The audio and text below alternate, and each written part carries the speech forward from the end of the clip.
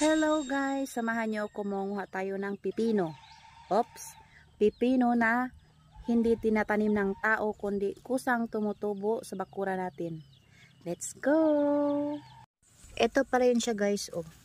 Mukha talaga siyang pipino guys. Ito yung dahon niya guys, oh. Oh, baka meron yan sa bakuran nyo.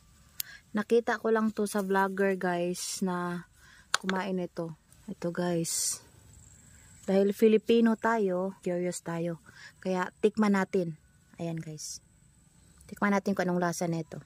Ito guys, tikman natin ng walang sausawan. Kung anong lasa.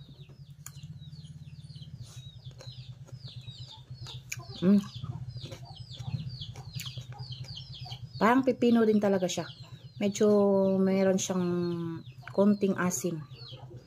Sausaw natin sa tuyo tsaka suka guys. Kung anong lasa niya. Masarap siya guys. Kasi ako guys, kumakain ako ng pipino talaga. Kaya ito, nagustuhan ko yung lasa niya.